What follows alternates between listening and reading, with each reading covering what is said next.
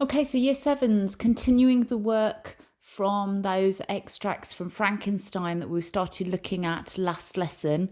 And today we're beginning to analyse the effect of the language used in the extract from Frankenstein. So I want you to think about what we've learned about the character of Victor so far, Victor Frankenstein. Any sort of images, any ideas, any suggestions that have been made about his character. This extract is taken from chapter 5. As you can see, it's paragraph 1 in chapter 5. Let's have a read through. It was on a dreary night of November that I beheld the accomplishment of my toils. With an anxiety that almost amounted to agony, I collected the instruments of life around me that I might infuse a spark of being into the lifeless thing that lay at my feet. It was already 1 in the morning.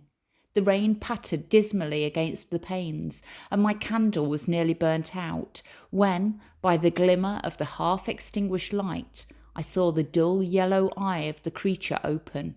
It breathed hard, and a convulsive motion agitated its limbs. Okay, so this is when Frankenstein's monster is just starting to come to life. And we're going to be having a look at the language that's been used here. Let's have a look. It says to do this in pairs, but obviously if you're at home and you're the only one working on this, then just do have a go yourself. But if parents want to get involved, that would be brilliant. So from that extract, if you're able to print it off, that's great. If not, you can just make notes on these things. We're looking for words and phrases in that paragraph that we've just read that create a sense of unease and anxiety. So anything that makes it sound a bit uneasy or a bit anxious, pick out any words and phrases that do that. Is there any evidence of pathetic fallacy? Remember, that's where we've got the weather reflecting what's going on, trying to reflect emotions or feelings. How does Victor refer to the monster? How does the way the final sentence is written in paragraph 1 build up tension? At the start of the extract, how does Victor feel about his creation? Does this change? And as an extension, are there any interesting language choices you can find? Okay, so give yourself about 10 minutes to have a go at answering those questions, and then we'll have a look at the responses, hopefully, that you've started coming up with. So let's have a look then. We've got some pathetic fallacy in that first line, straight away setting that dark atmosphere on a dreary night in November. And it says that I beheld the accomplishment of my toil. So he's looking at what all his hard work has created. He feels quite proud of himself, calling it an accomplishment.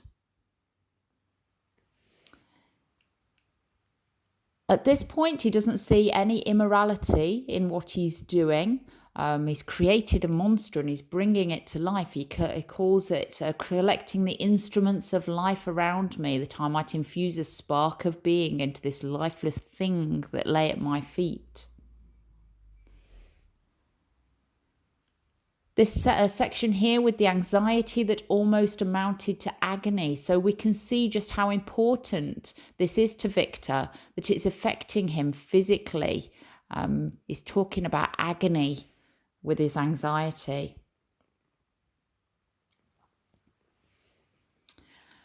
The first references to the creature being alive, they're very negative. The dull yellow eye.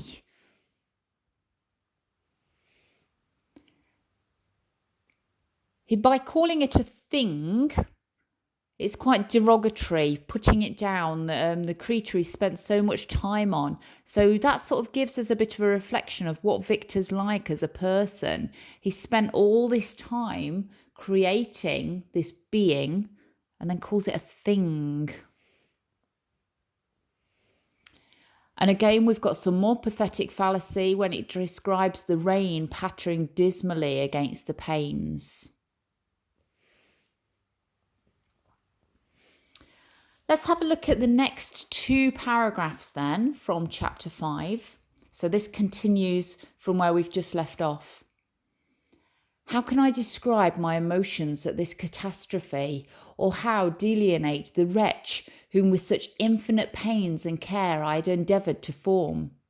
His limbs were in proportion, and I had selected his features as beautiful. Beautiful! Great God! His yellow skin scarcely covered the work of muscles and arteries beneath. His hair was of a lustrous black and flowing, his teeth of a pearly whiteness.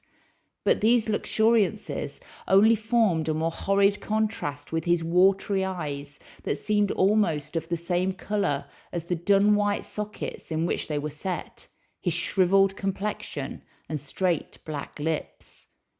The different accidents of life are not so changeable as the feelings of human nature.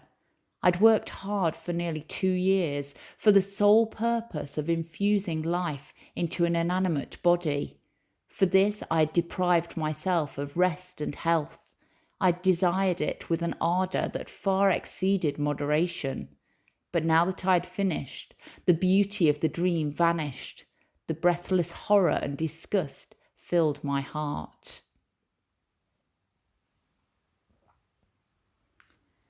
So, from paragraphs 2 and 3, again, I want you to have a go at answering these questions.